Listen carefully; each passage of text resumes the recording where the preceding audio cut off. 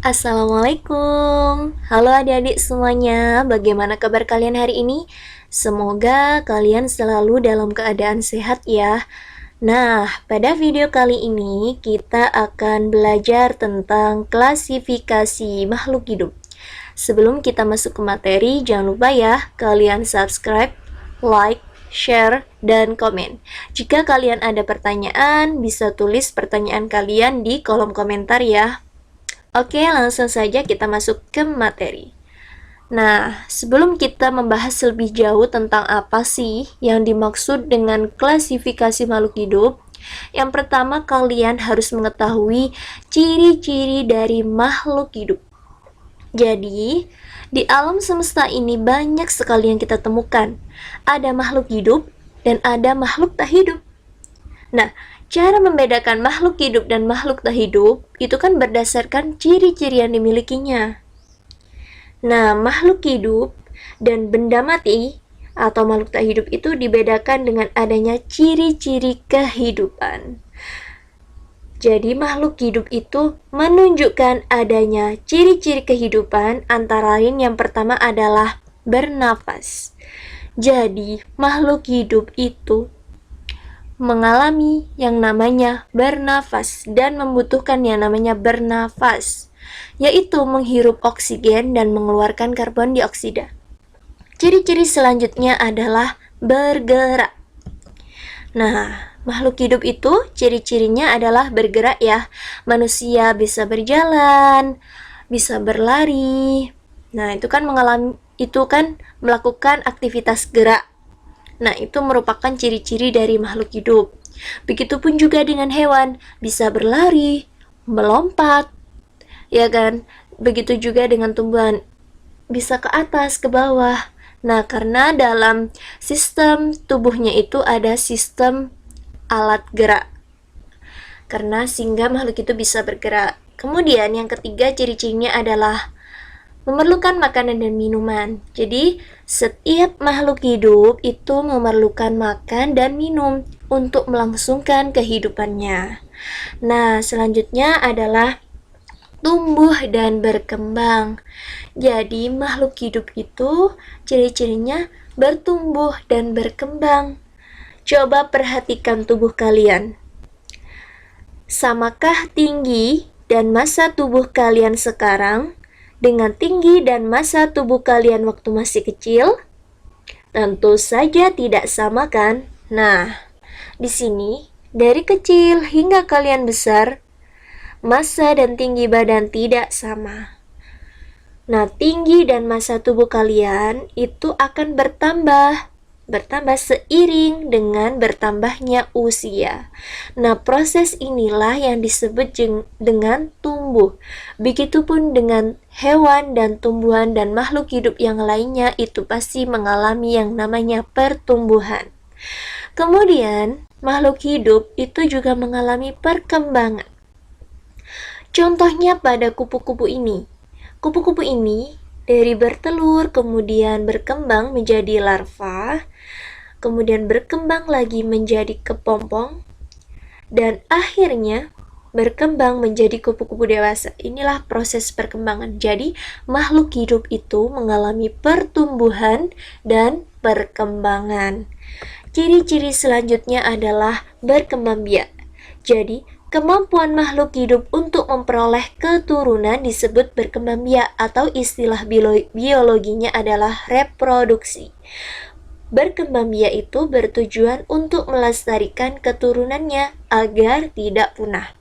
Ciri selanjutnya adalah mengeluarkan zat sisa. Yang ketujuh adalah peka terhadap rangsang atau disebut dengan iritabilitas, dan yang kedelapan adalah adaptasi. Jadi semua ciri-ciri ini adalah ciri-ciri dari makhluk hidup.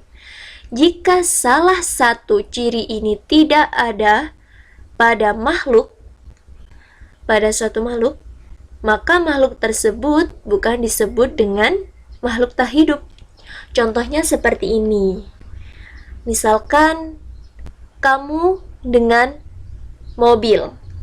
Mobil juga bisa bergerak kan, dan kamu juga bergerak.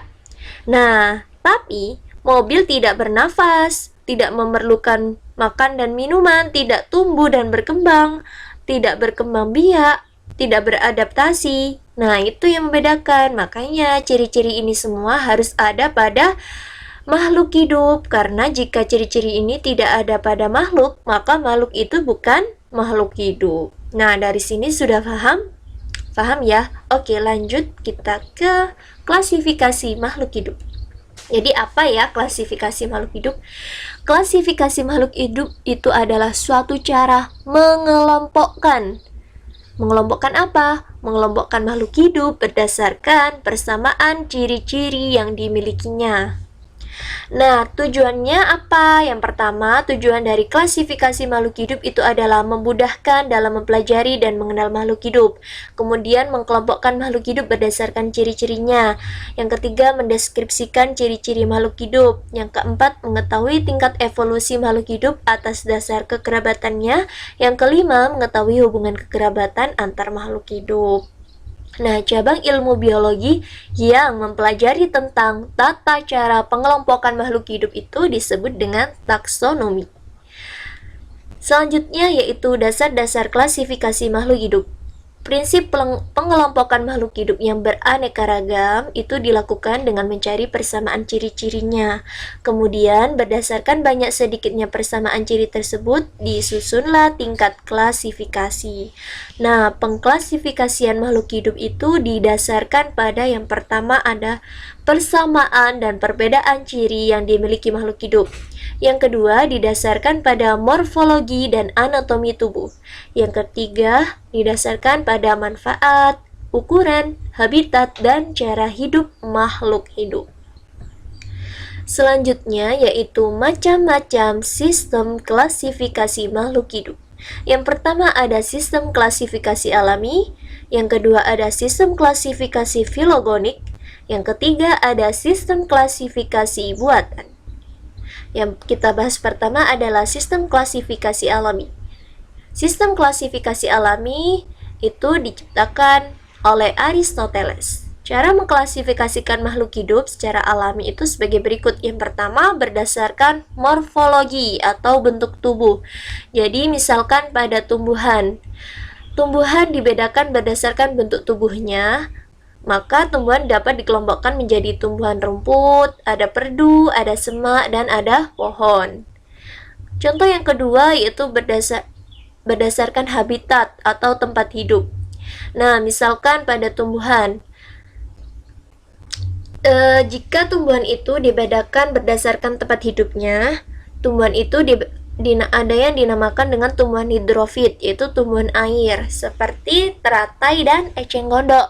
Kemudian, jika tumbuhan itu dibedakan berdasarkan habitat ya, ada tumbuhan hidup di tempat lembab atau namanya higrofit, seperti lumut dan jamur. Kemudian, ada xerofit, yaitu tumbuhan hidup di tempat kering seperti kaktus. Kemudian ada epifit, yaitu tumbuhan yang hidupnya menempel seperti anggrek.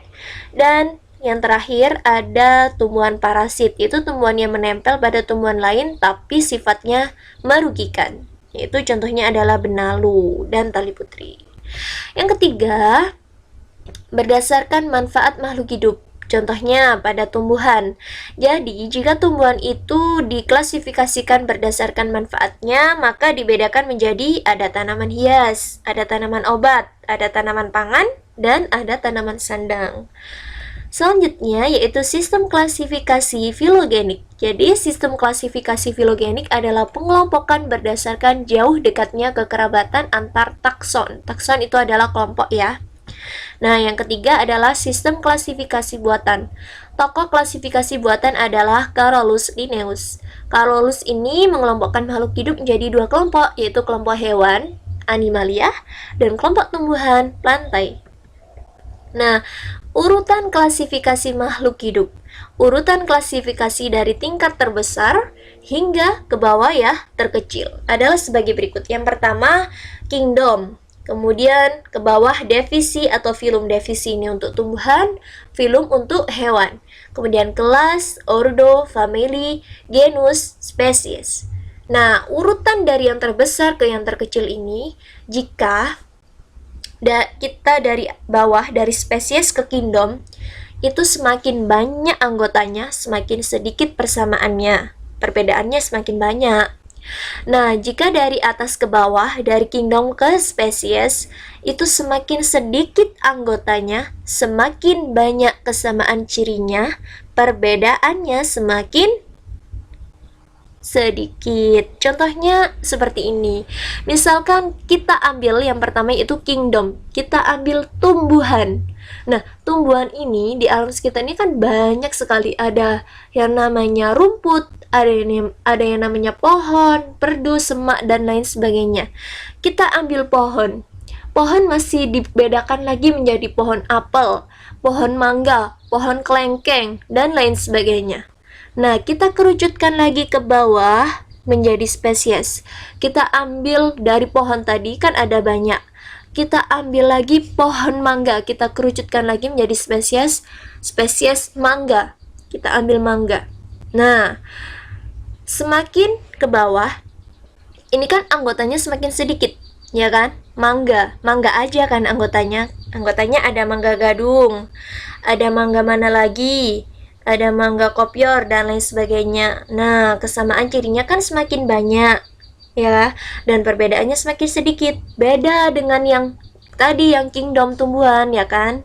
Jadi, tumbuhan itu kan ada banyak sekali, anggotanya juga banyak, sehingga persamaannya sedikit, perbedaannya banyak. Oke, dari sini kalian sudah paham kan?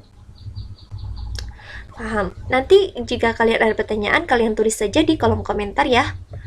Kemudian selanjutnya adalah sistem penamaan makhluk hidup. Nah, nama ilmiah tumbuhan dan hewan itu ditulis dalam bahasa Latin. Penulisan atau penamaan ini ada aturan-aturannya. Nah, sistem penamaan ini disebut dengan sistem binomial nomenklatur. Aturan-aturannya yang pertama, spesies itu terdiri dari dua kata, yaitu kata pertama menunjukkan genus dan kata kedua menunjukkan spesies. Aturan yang kedua, kata pertama diawali dengan huruf besar atau kapital dan kata kedua dengan huruf kecil. Aturan yang ketiga yaitu cetak miring atau diberi garis bawah. Nah, contohnya seperti ini. Mangga, nama ilmiahnya adalah Mangifera indica. Terdiri dari dua kata. Kata yang pertama menunjukkan genus, kata yang kedua menunjukkan spesies. Jangan lupa, kata pertama diawali dengan huruf kapital. Nah, di sini kan huruf pertamanya huruf besar. Kemudian kata kedua, hurufnya yang pertama ini huruf kecil. Kemudian jangan lupa dicetak miring. Nah, penulisan namanya harus dicetak miring. Kalau nggak dicetak miring ya di garis bawah, seperti itu. Nah, jika memiliki subspesies, maka nama tersebut ditambahkan pada kata ketiga. Jadi ada 3 kata ya. Sistem penamaan yang terdiri dari 3 kata itu disebut trinomial. Jika ada 3 kata, maka di antara kata kedua dan kata ketiga itu diberi tanda hubung. Nih ya, tanda hubung. Contohnya seperti ini. Hibiscus rosa sienis. Hibiscus rosa, 2 kata. Ditambahkan kata sienis, maka antara kata kedua yaitu rosa dan sienis diberi tanda hubung. Untuk penulisan hibiscus rosa, kata pertama dan kata kedua aturannya seperti yang ada di pertama ini ya. Oke. Nah, sekian materi tentang klasifikasi makhluk hidup. Jika kalian ada pertanyaan, kalian tulis di kolom komentar ya. Sekian dulu video kali ini, kurang lebihnya saya mohon maaf. Saya akhiri. Wassalamualaikum warahmatullahi wabarakatuh.